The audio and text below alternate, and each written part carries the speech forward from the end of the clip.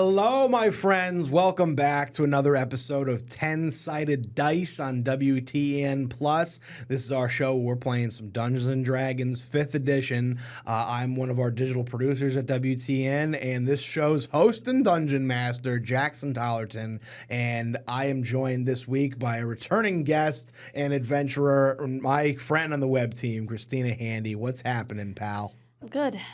It's smoky out there. Yeah. A little bit of a haze going on. We are thankfully indoors, my favorite place to be. And what better thing to do when indoors in the air conditioning and not in the smog is play some D&D. So that's what we're going to do today. We are back with Kristina's adventure. We are in part 2 of In the Depth, Adventure in the Abandoned City. This is In the Depths of the Abandoned City because... And if you haven't checked out our first part of our adventure, you got to go check it out. First 3 episodes of Melvin the Magical. Melvin, the half-elf wizard, has found himself adventuring through the abandoned city ruins of Brundheim, and after some exploring, found himself falling very far into the depths of the ancient abandoned city, plummeting into this like magical, subterranean pool of water, this little natural lake in the cave. He had a little bit of like surface damage from the splash, but is otherwise he pulled himself out of the lake and started looking for a path forward. Melvin had been pushed off the cliff into the lake by a goblin named Bertus, who, upon Melvin leaving the lake he was shoved into, found that his magic ruby that he had come upon from earlier in the dungeon was missing. Melvin found a trail of water leading away from the lake into like a natural pathway further into the mountains. Seemed to be going deeper, not upward, which Melvin is somewhat looking for in a way to get out of here, but went for the only real path he could find, and looking for some way up or some answers, or maybe Bertus the Goblin, and this magic ruby that has left you. Melvin is also joined by his trusty familiar, Chauncey the cat, who kind of like magically appeared after Melvin's fall to the lake below. And the two of them are moving along into the dungeon. So the first kind of room after a few hallways, Melvin found himself in this like odd room of like stone basins, these like 6 pools of liquid that had a variety of substances in them. I believe there was a total of 6. Yeah. That's what I wrote down. And one had like this clear, cool, calm liquid. There was this like fizzy yellow liquid. There was like this purplish red, kind of like thick liquid. There was this sticky white like paste in one of the basins. There was this like dark green fizzing liquid. And then there was like this like clear jelly that had been left in the 6th basin. I don't think Melvin really had a chance to really interact with the pools too much. I think also, while interesting, he's still kind of keeping his eye on the prize, looking for. He did find that one of the hallways out of this pool room, if you will, had this like water trail leading out of it. So a little bit of a hint on where Bertus might have gone. But as Melvin was kind of processing all of that, he was interrupted in this room. He found a dwarf warrior getting thrown into the room by this large hulking ogre that seemed to be interested in eating both the dwarf and Melvin. That's where we left off. So we're going to kick off right there once we come back from our first break. So stick around and see where the action comes.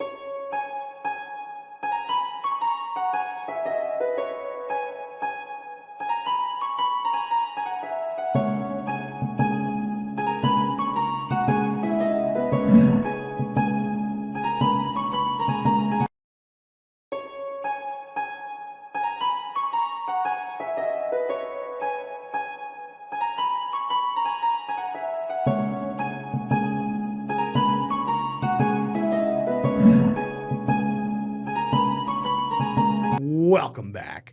So, Melvin, it is you, this dwarf whose name is Quinn Ironbeard, and this ogre are in this room. We're going to go to combat, as we say in D&D, and to determine who goes first, who goes middle, who goes last. We're going to be rolling what we call initiative. So who has the initiative in the combat? So you're going to be, and I'm going to roll 2 back here for Quinn and the ogre. You're going to go ahead and roll me a 20-sided die, and there should be up near the top of your sheet a little bit of a bubble that says initiative. +2 or 3. It might be near your armor class. Oh, yeah. +3. +3 on the initiative. All right, what do you got? Oh, sorry, don't. I have an 8, so 11 total. 11 total. Okay. I'm going to mark that down for you, Melvin. Let's see how Quinn and the ogre fare. Quinn has a +1, has a +1, and the ogre has a +0. Whoa. Okay. Quinn has a total of an 18. He is quite ready to go. And the ogre with a 15 flat. What the heck? They caught you by surprise here, Melvin. So Quinn is first to act. He has a war axe and a shield. So you see him pull this axe out, and when we left off last time, he had looked at you and said, "Well, what do you think? You help an old guy out with this ogre?" And you see him jump forward and swing this war axe right at this ogre, who, by the way, is carrying a great club, which is like the size of like a hobbit. He's just like this 3 or 4 foot long big wooden club that he's ready to swing around. All right, so this is the war axe swing from Quinn the dwarf going at the ogre. That's once again a nice roll by Quinn. Number math. That's 20 total. So that's going to be a big 6 damage from Quinn to the ogre. You see the war axe kind of like slice into the ogre's chest, and this thing like bellows back and the ogre then is second to go, so he's gonna. You see the ogre kind of like rear up and take a big swing of this huge wooden club. I guess he wouldn't swing this way. I guess he would swing down toward the dwarf. Let's see. That's gonna be a 13 plus 6. That is a 19 to hit. That is definitely a hit for the ogre. This one's gonna hurt, Quinn. I'm sorry, buddy. Let's see. Oh my. That's 16 damage to Quinn. You see this giant club come down on Quinn, and you hear like part of his like shoulder like collapse in under his armor, and like you hear it like hit off the side of his helmet, and he's like it's kind of like standing like swaying at where the ogre left him. I'm gonna eat you for lunch, I said. The ogre yells at him. That brings us to our friend Melvin. Melvin, what would you like to do? I'm in such shock. I don't know what's happening. I just met Quinn. I don't even really know who that is. This ogre comes in. Who's that? I think all I can do is I think I'm just gonna freeze. And if I don't know what to do. You kind of like freeze looking at the two of these guys and seeing them just start clobbering each other with weapons. And you see Quinn kind of like pivot to like turn to look at you as he's like nursing his shoulder wound. He says, I don't mean to sway you one way or the other, but he's going to kill me if you don't help me, and then he's going to kill you, and we're both going to get eaten. So, I don't know, maybe, do you got a knife? Are you a magician? Something, please. Okay. I'll prep my wands. Okay. The plea of Quinn, you pull out your wand. You have a variety of spells at your disposal. They should be on the one side there. If you want to just rip them off, I can give you a couple suggestions. Could I do sleep? Is that sleep? a thing? Yeah. That's a good one. Let me quick. And I think I'm doing this in like a panic because I don't know what's happening, and I'm wet. And yeah. You're I'm still cold. And I'm thinking about this ruby, so I think it's just kind of like the first thing that comes to my head. It's just like go to sleep, ogre. Go to sleep, ogre. I love that. Give me one sec. Okay. You cast sleep. This spell sends creatures into a magical slumber. So you have these, one of these over there, the 8-sided die, the diamond-looking ones. You're gonna roll 5 of those and total them up. You basically, to put this ogre to sleep, need to roll what his health currently is, or more. And if you do, he just falls into a deep magical slumber. Otherwise, he's gonna stay rolling along. So you said 5 times? 5 times. I'll add them up for you. I have 7. 7, all right. 5. Nice. 7. Nice. 5. Nice. 4. 4. That's 28 total points. I'm sorry to tell you, Melvin, that is less than how many hit points the ogre has. How many hit points can this guy have? You put your hand, like you said, you're like kind of frustrated, you're cold, you're wet, you've been thrown into this conversation, into this battle, and these guys come in screaming and swinging weapons at each other, and it seems like the best solution is that, ogre, go to sleep. I think Melvin didn't even say that. And he throws his wand and casts his magic, and you see the ogre kind of get hit with your spell, and he kind of like at first starts to sway, and then he goes, I'll nap after lunch, and looks to Quinn for some more beatdown. That is your action, Melvin. And your sleep, and that does unfortunately use one of your spell slots. But a great attempt at quelling the ogre. Can I look at Quinn and just be like, sorry, dude? he looks at you and he says, well, I appreciate the try. Maybe you'll get him on the next one. That is gonna bring us to I think we, just so you have it, I believe you roll. Did we have you roll your portent dice? No. Those like 20-sided? Okay, so why don't you roll that now? So as Kristina is playing Melvin, and he's a divination wizard. So twice per day, he can roll 2 20-sided dice and basically bank them for later. You can replace one of your rolls, or you can replace somebody else's rolls with these dice rolls that you get to bank. So they might be helpful.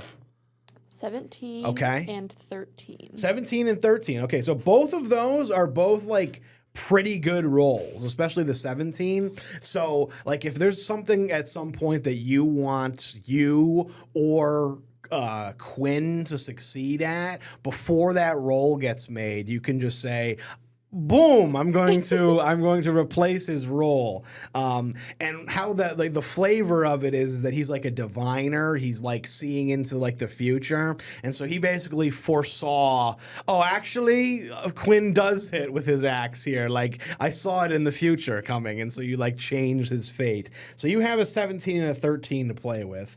We're back at Quinn. So Quinn, I think I want to give Quinn my 17 because I like him and I think I want to work with him. you want him to hit on this no matter what. Yeah. I know. I want him as an ally. You put your hand out, and as Quinn goes to like kind of like meagerly swing his axe with his like busted shoulder, you put your wand out and guide the way for him with your divination magic. And you can see that like as he goes to swing, it probably was gonna miss because he's starting to get a little injured. But it just the axe almost goes wow and like swings back up and clips the ogre. And he looks back at you and he goes, "Well, you are a magician. That's incredible." Let's see. So Quinn's going to hit this guy. Oh, boy, a near maxed out. That's 10 points of damage to the ogre. Kaboom. Do the math there. You see the ogre get sliced across like the belly this time, and looks over and says, "All right, that's enough playtime." He is going to bring his club up one more time and try to bring it down on your friend Quinn.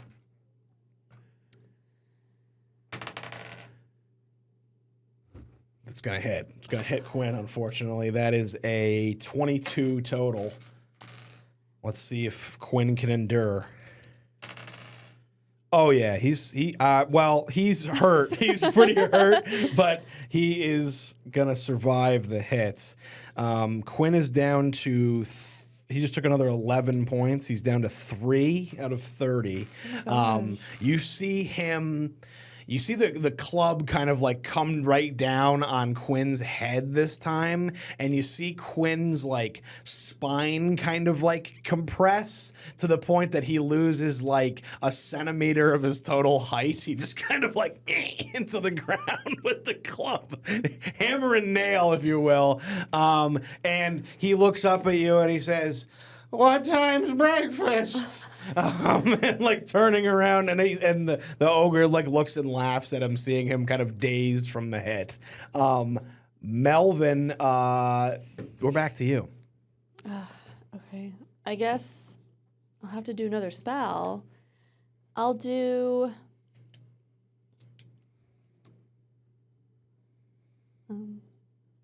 a firebolt. Ooh, love it. Okay, so this is gonna be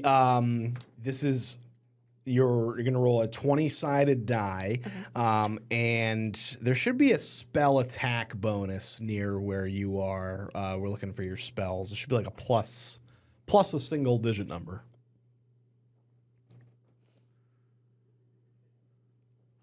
Oh, +6. +6. Okay, that's what you are gonna be rolling. A 20-sided die +6. 10. 16. That is enough to hit. Very nice. You kind of like you take your hand and fire kind of swells in it, and you hurl it right at the ogre. And he like starts like swiping fire blasts away from his face. So you're gonna take. I think it's the first time we're using it this time around. This is you're gonna take the 10-sided die, which is the name of the show. Actually, 10-sided dice. Oh, this is 11. Okay, I think I found it. Yep, that's it. Yep, and then you're gonna roll that. That's how much fire damage you do. 9. Woo! Woo! That's a big one. Nice. The fire kind of like you see it like singe his face. There's like a big scar or like burn scar that's gonna be left on his face, and he like swipes at it, and he like points through like the fire. He says, "Oh, I'm gonna get you, little elf." That is the end of our second round. We will be right back after our second break and see how this battle concludes.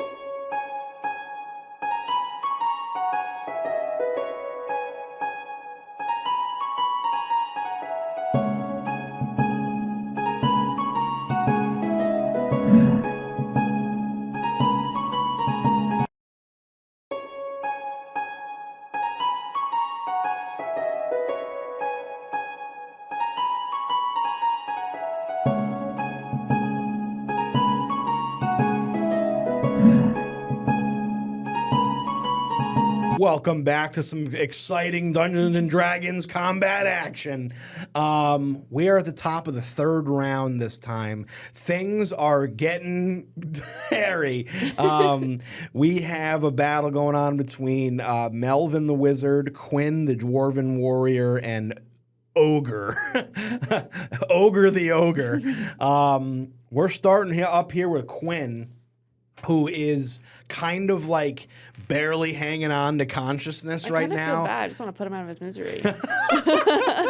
He looks up at this ogre and looks back at you and knows that although you're certainly laying it on with your magic, that it's kind of do or die right now. He's got to swing at this thing for all he's got, so that's what he's gonna do. He takes up his war axe and he gives it a swing. That is going to be another hit for Quinn. Maxes out on the damage. That's 11 points. You see he takes his axe and like slices it up this thing's like stomach and chest, and it's so the ogre now is bleeding. It's got fire and singe marks on it, and is like roaring every time you guys hit him. Let's see. We're gonna roll an interesting one here. He's certainly annoyed by Quinn slicing at him, but he's not happy with Melvin for that firebolt. Evens or odds for you, Kristina. Evens, whatever one you pick, if I roll it, the ogre is going to try and make his way over to Melvin with the club. If he rolls the other one, he's going to stay fighting Quinn. Evens. Evens for Melvin. 18 it is. You see the ogre kind of like take his hand and just like shove Quinn away from him and start walking over toward you, Melvin. I'm gonna get you! You see Quinn take the chance to do what's called an attack of opportunity. He strides out of range from Quinn, kind of like ignoring him, and Quinn basically gets a free attack on him with his axe. Still has to hit, though. Does he get there? He does. So that's going to be another 10 points of damage to the ogre. The ogre gets like hamstrung by Quinn's axe, and you see the ogre kind of like drops to like one knee right in front of Melvin. Holding his ankle behind him. I'm gonna say that the ogre goes for the club swing on Melvin still, but at disadvantage. So he's gonna roll 2 20s and he's gonna take the worst of the two. Okay. He's a little distracted by his injury. Melvin's life flashes before his eyes as this 8-foot monster comes over, lurking over him with like a tree trunk, basically, that he comes to swing down on him. But Quinn gets him at the back of the axe. Okay, the first one is a 12. You want low. Second one's an 18, so the lower of the two is still going to be a total of an 18 to hit. Melvin, how many hit points do you have total? 12. 12 total. Okay, yeah. Level 2 wizard. Might be time for a level up for Melvin to see if he's able to get past this ogre here. I will tell you that this ogre can do a maximum of 20 points of damage. So let's see what happens here. Maybe this is Melvin's last adventure. You said 12? Yeah. 11 points of damage. Okay, I did die. The club comes down on Melvin's chest, and it's like a car just like thudding into him. As this club comes down on this guy, you feel like a couple of ribs crack underneath your skin. But you are still clinging on to consciousness and life somehow. That is the ogre's turn. He's still on his one leg. Melvin, it is your turn. What the heck am I supposed to do? Well, you have a few things at your disposal. Certainly easier said than done when you are facing death. One spell I believe you have access to is Magic Missile, which... fire. I believe you used the magic missiles when you were fighting the goblins. They basically fire like little bolts of magic energy, and it costs a spell slot, but they can't miss. They automatically hit their target. Okay. I think I'll shakily lift my arm. I know I'm on my last leg. Like if I can't do this, that's it. That's the end. So I'm gonna fire a magic missile and hope for the best. Boom. All right. So I need you to roll me these. You get to do 3d4. Those are the little pyramids, the little triangles. You're gonna roll that 3 times, and then you're gonna add 3 to the total on top of it. 2, 3, 4. Very nice. Plus 3. It's because it's 1. You shoot 3 missiles, and it's 1d4 plus 1 per missile. So you're firing them all at the ogre. So by my calculations, that's 12 force damage. The ogre had 8 hit points left. You go last breath. You put the wand out. Pew pew pew, and it's doosh doosh. The third missile is enough that the ogre falls flat on his back, dead, magic smoking above him, and Melvin himself kind of like falls against one of the basins and like in a little bit of an exhausted thud, and so does Quinn, who kind of like makes his way over and he says, "Are you alive, buddy?" I need a minute. Yeah, me too. And you see Quinn fully like sit down on the ogre's body like it's a bench, and just start to like wipe his brow. And he says, "Maybe some of these pools will have something that can help us." Yeah, you did good. You did good. And that is going to bring us to the end of our episode today. This is episode 2, part 2 of Adventure in the Abandoned City. Melvin getting right to the thick of things this time around, quells an ogre alongside Quinn Ironbeard in the room of pools. Much more adventuring and dungeoneering to go. I think Melvin has earned himself a level up in between. Yay! He's defeated an ogre. He's going to be a level 3 wizard when we return, which means he gets access to 2nd level spells, which are even cooler. So thank you for all tuning in. Kristina, as always, my friend, thank you for joining and being the best. And we'll see you next time on 10-Sided Dice. Peace!